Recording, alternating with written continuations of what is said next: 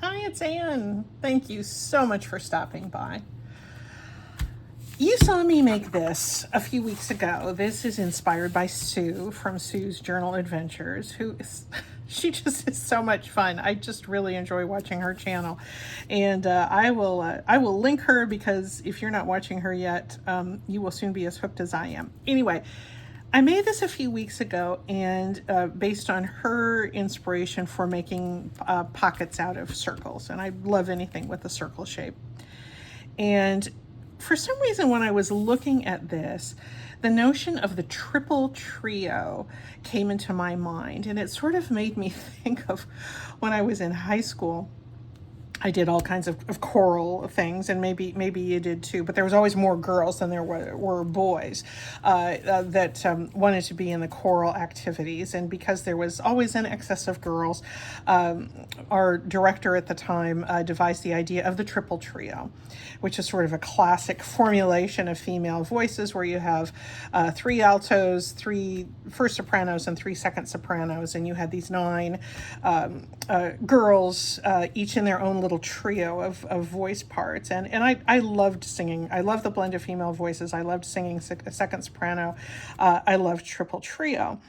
And I thought somehow that idea of triple trio was just sort of stuck in my mind. And I thought, what if we took Sue's idea of these circular pockets and added something, went with something that was maybe even a little more prescriptive, maybe using different shapes, but still around that idea of the triple trio.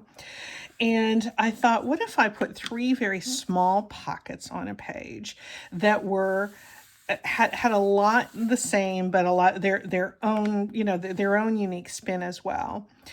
And so that's one in the trio. And then what if I put three very similar tags, small tags in them, similar but not exactly the same. And then what if I decorated those pockets in similar but not exactly the same ways? And I was feeling kind of sentimental about this because I thought maybe this is a way to have something kind of harmonious in a journal, an interesting page layout. And, maybe you have three children you're writing about, three grandchildren, and, you write a little something about that's special about them, but unique, but yet they tie in with their cousins or their siblings. Write about things that belong together as part of a set, but each have their own unique identity. I'm overthinking this, I know this, but I love this idea of the triple trio. Three pockets, three tags, three three approaches to design, and that's the trio. So I thought I'd show you this first, and then we're going to work on one together. While we're looking at this one, these are just decorated with shells out of a magazine, but these are Rolodex cards. And, Rolodex cards are very easily found in thrift shops. If you have some and you are, you can use them just like this. You can decorate them in any way you want. They come in different sizes. Nobody really uses them anymore because we put everything on our phones. But this is a little something. This is what I did with these. I took the Rolodex cards.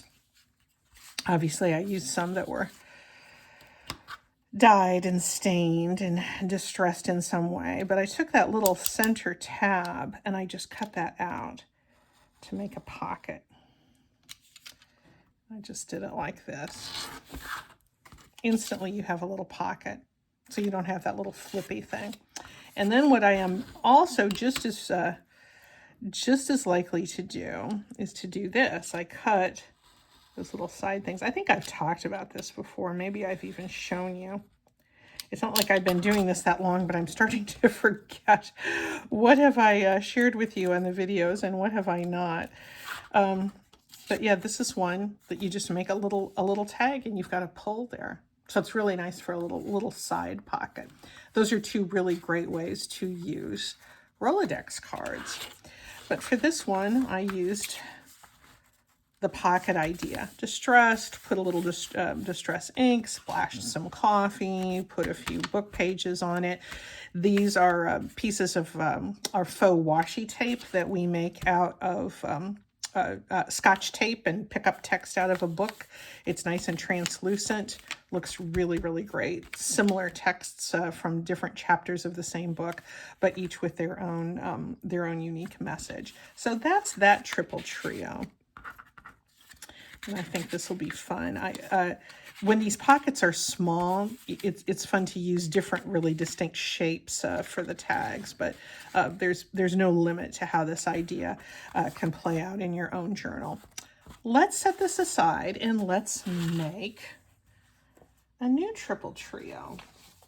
I love having some kind of special, for sort of a marquee layout like this. I love putting, doing my layouts on grocery bag paper. Most of my journal pages are just like coffee dyed paper, but in every signature I like to have a little something that's kind of special.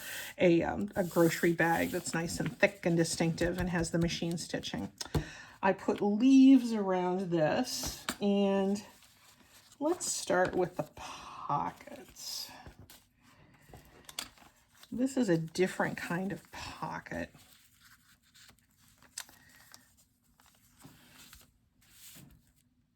Have you ever seen anything like this before? They're really easy to do, and I'm going to show you right now. We take a square, and I've found for a small pocket, if you're going to get several on a page, a 6-inch square is a good way to go. So this is just a little under 6 inches square, and fold like this, point to point. Looks like I don't have that really precisely done, but I bet you it's going to work anyway. Now, where you have probably often seen is pockets where you bring this this lower edge down upon itself like this. What we're going to do instead is we're going to come up this way, and we're going to have this edge here pretty much parallel with this one down there. I think my hands are getting in the way, but I think you get the idea here.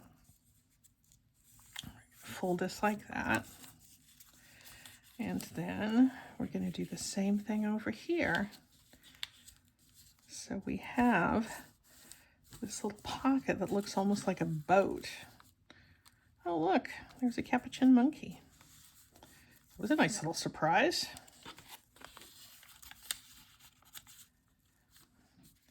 Isn't that a different little pocket? And when the edges are inked, it looks really, really good. There we go.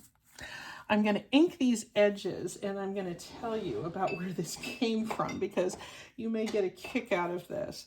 I have actually been making this kind of pocket for many years, because this idea was in an old book that was around my house when I was growing up, called Scrap Fun for Everyone by Evelyn Glantz. It was old when I was a kid in the 60s. It is filled with a lot of really questionable craft projects of questionable value, but they were fun things for kids to do. And I don't know, I mean, they would have even, I think this was published in the 30s, or maybe even okay, 1944. Okay, so not quite as old as I thought. So this would have been around when my sisters were kids. But anyway, I just, I used to just think that this was just the most fascinating book to go through. And one of the very first projects that was in there was this pocket. Isn't that cute? If you want to get a screenshot, feel free to do so. Sorry about that shadow on there. But oddly, they They call this, or Evelyn Gantz calls this little thing, an easy drinking cup. And I remember making this out of scrap paper when I was a kid and thinking, could it really be a drinking cup? And I made one, and I, took it over to the faucet, and, I put water in it and drank water out of it right away. And I thought, yeah, I guess it could be a drinking cup. Not a terribly efficient one, but a drinking cup nonetheless.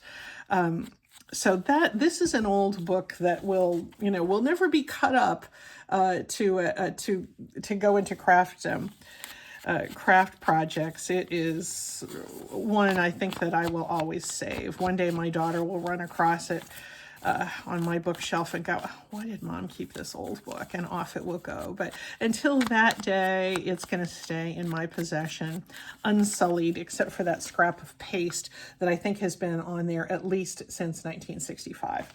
So I'm sure my sisters were more careful with their books than I was with their same books later on. Anyway, okay, so there's our second little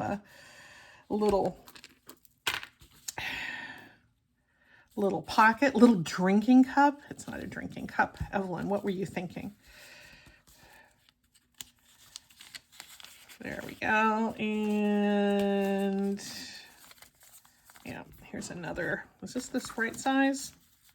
This one's looks like it's maybe just a little bit bigger, but it'll do for this page.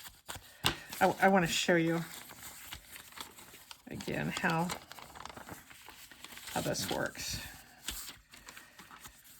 Up like this,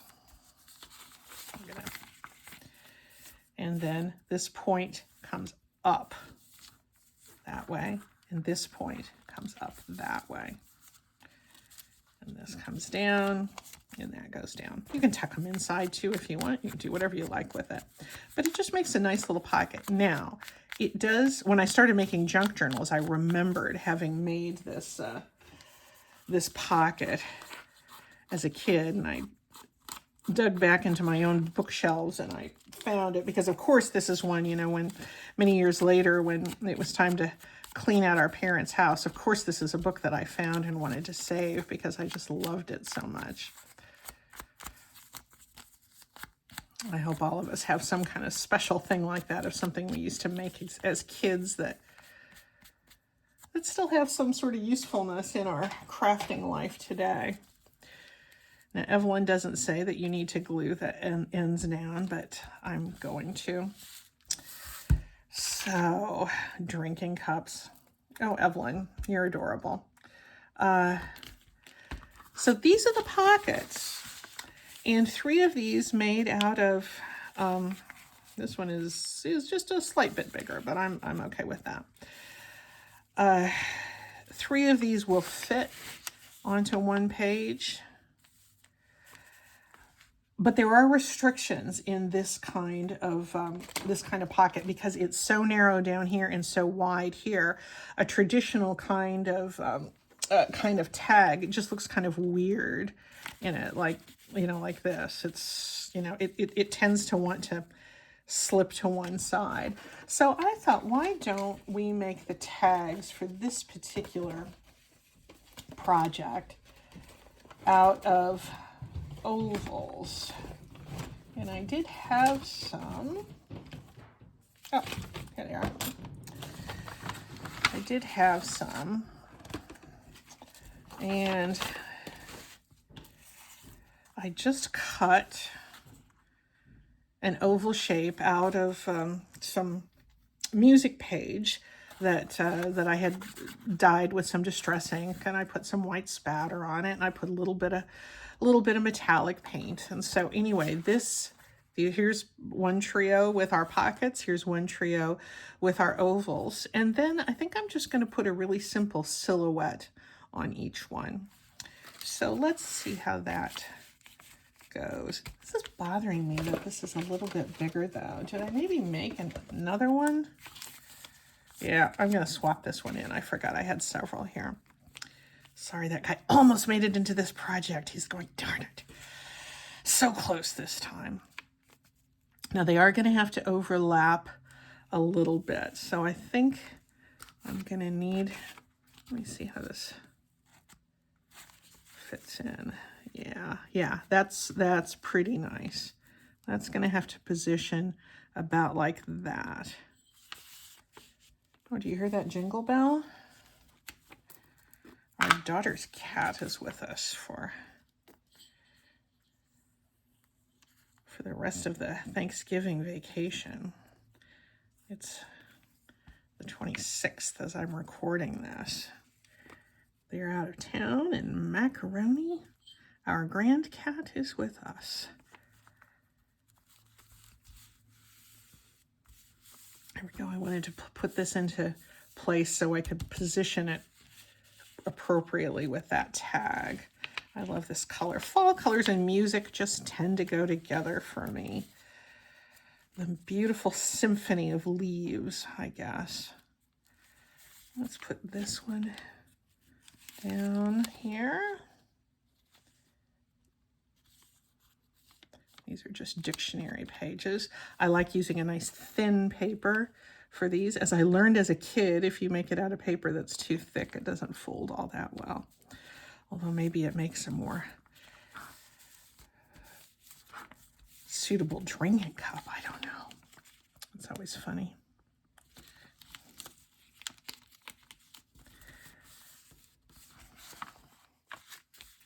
Guess that's straight enough. And again, that little bit of overlapping. But that's kind of what that overlapping is what a triple trio is all about. They overlap in many ways with their music and with their structure. Aren't I getting philosophical about this? I'm going to set those aside. And let's decorate these.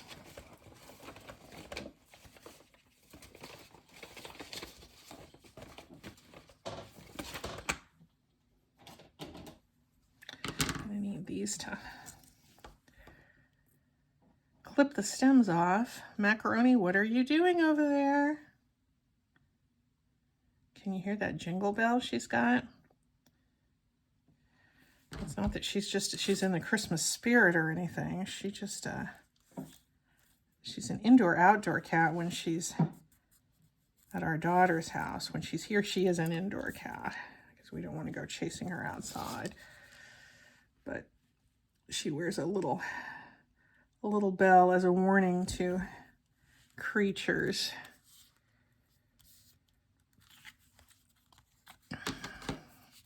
It's been kind of handy since we've had her here for a couple of days. We can tell where she is. Warning to the grandparents.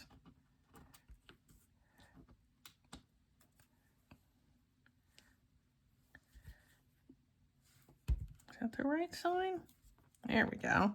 Isn't it funny how die cuts, you can tell just by that minuscule difference in the edges. There is a right side and a wrong side. This is Art Glitter Glue. No glitter, just the brand. I think I say that every time I use it, but I just remember being so confused by that when I first started seeing people use Art Glitter Glue.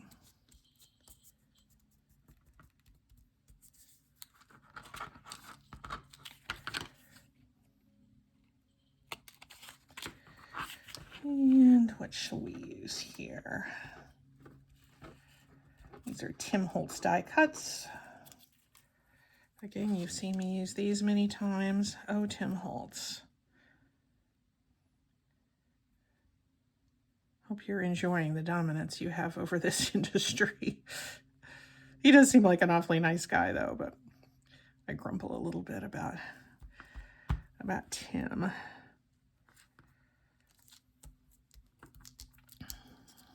His ubiquitousness in our craft room, but darned if he doesn't have a lot of good ideas. There we go. I think these are probably at some point going to have a little bit of twine or something in them.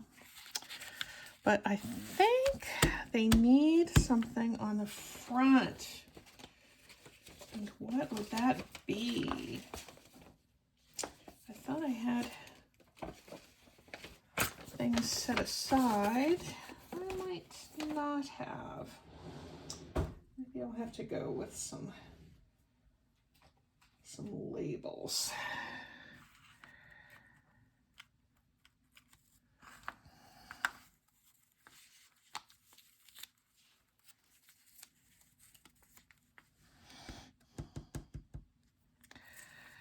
I want them to be kind of the same because I want that notion of triple harmony in the triple trio.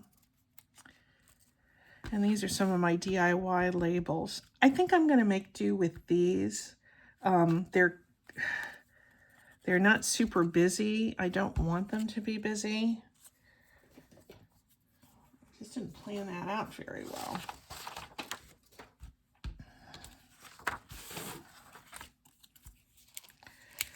These I made out of a old typing manual, so that's why it has that fun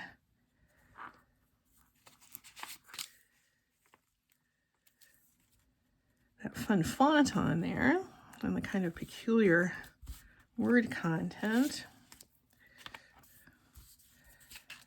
But that visually is just going to tie them together. And the green blends in with the theme pretty well.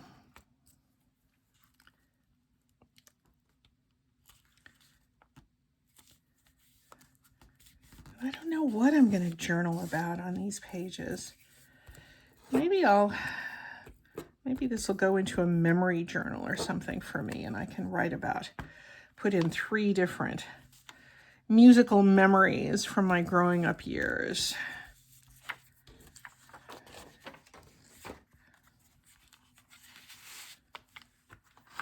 I don't know yet, but I think it's going to be a special page. It needs some kind of tie in there. I have a piece of lace here on my desk. Obviously that's too wide, but what if I rip it? Do you ever rip lace? It's very satisfying. It was shocking to me when I first realized I could do that. You know, it's like you're taking, I mean, this isn't like Queen Victoria's wedding gown or anything like that. You wouldn't do this with any kind of really good or valuable lace, but this is just some polyester piece of something that's going to give a nice little tatty edge here.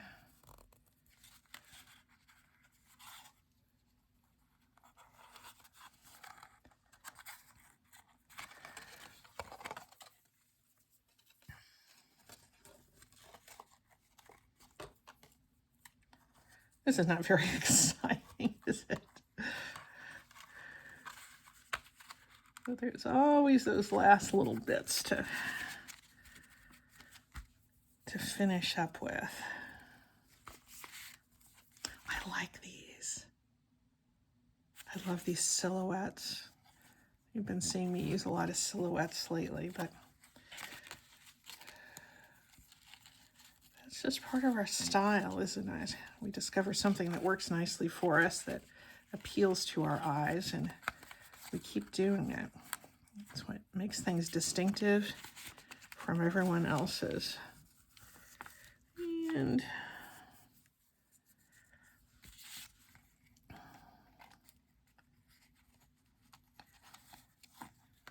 there's going to be enough room on there, I think, to write just the highlights of some sort of fun musical memory. Fun for me, anyway. Hopefully fun someday for somebody, you know, my daughter or my grandson or his future partner, or, you know, somebody who's going to find these things and go, wow, look at these things that she did. There's another triple trio. Look at that. I think this will be a nice surprise, you know.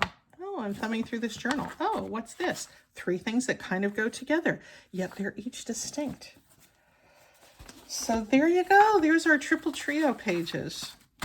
Let me know if you decide to try this. I'd love to see how you make out with this idea as well. Thanks a lot. Bye-bye.